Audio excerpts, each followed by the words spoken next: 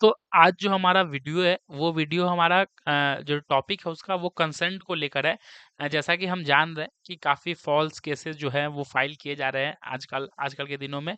और जो promise of marriage जो सेक्शन 69 है बीएनएस का, उससे रिलेटेड भी काफ़ी सारे जो केस है वो दर्ज हो रहे हैं हमारे देश में। तो इस पे अब बहुत बारीकी को समझने की जरूरत है इसमें कि कंसेंट कोर्ट ने कंसेंट के ऊपर क्या अपनी राय रखी है, कौन सा जजमेंट है, उस जजमेंट को हम रेफरेंस ले सकते हैं कि नहीं ले सकते हैं, और किस कैटेगरी को हम मतलब कि रेप में मानेंगे, किस तरह के ऑफेंस को हम कंसेंसुअल सेक्स मानेंगे। उस टॉपिक पे हम आज बात करने जा रहे हैं कि कैसे डिटरमाइन करेगी कोर्ट। ये केस जो है वो Deepak Gulati versus state of Haryana का है। Deepak Gulati versus state of Haryana का, उसमें पॉइंट जो पैरा 18 था उस पे उसमें बात किया गया था कंसेंट के रिगार्डिंग। इस टॉपिक को हम पढ़ते हैं, समझते हैं क्या है। कंसेंट में बी एक्सप्रेस और इम्प्लाइड, कोर्स्ड और misguided, obtained willingly or through deceit. Consent is an act of reason accompanied by deliberation, the mind weighing as in a balance the good and evil on each side. तो इसमें consent के बारे में बोला गया है, जो कंसेंट होता है वो एक्सप्रेस भी हो सकता है, इम्प्लाइड भी हो सकता है, और कोर्स्ड और मिसगाइडेड, ऑप्टेन विलिंगफुल और थ्रू डिसीट, अगर इस तरह से लिया गया है वो कंसेंट नहीं माना जाएगा। Consent is an act of a reason, एक कोई भी कंसेंट होता है ये एक एक्ट है रीजन बताने का। उसके बाद ये balance the good and evil on each sided, मतलब अच्छा और बुराई हर मतलब हर चीज के हैं। There is a clear distinction between rape and consensual sex, मतलब क्लियर जो है इसमें मतलब डिस्टिंक्शन है रेप और कॉन्सेंसुअल सेक्स में। And in case like this the court must very, और इस तरह के केसेस में कोर्ट को जो है मस्ट वेरी केयरफुल एग्जामिन, बहुत केयरफुली एग्जामिन करना होगा, examine whether the accuse had actually wanted to marry the victim. जो एक्यूज्ड है वो एक्चुअली चाह रहा था मैरी करना विक्टिम से, or had a malified motives and had made a false promise to this effect only to satisfy his lust, as the latter falls. Within the ambit of cheating or deception, there is a distinction between the mere breach of promise and not fulfilling a false promise.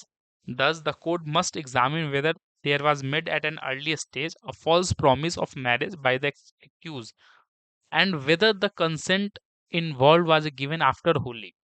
Understanding the nature of and consequences of sexual indulgence, there may be a case whether the prosecutrix agreed to have sexual intercourse on account of her love and passion for the accused, and not solely on account of misrepresentation made to her by the accused, or where an accused on account of circumstances which he could not have foreseen or which were beyond his control was unable to marry her despite having every intention to do so.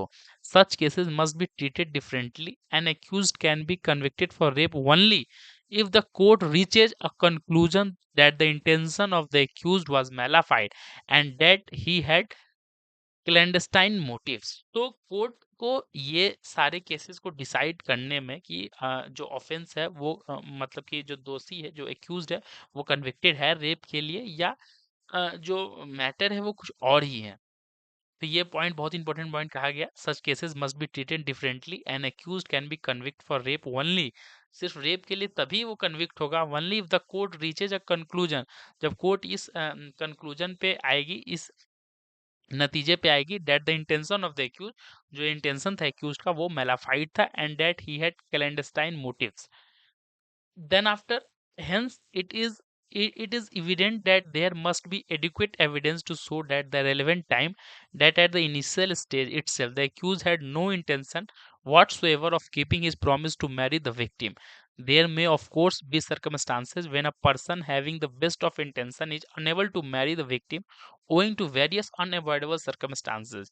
The failure to keep a promise made with respect to a future uncertain date due to reason that are not very clear from the evidence available does not always amount to misconception of fact.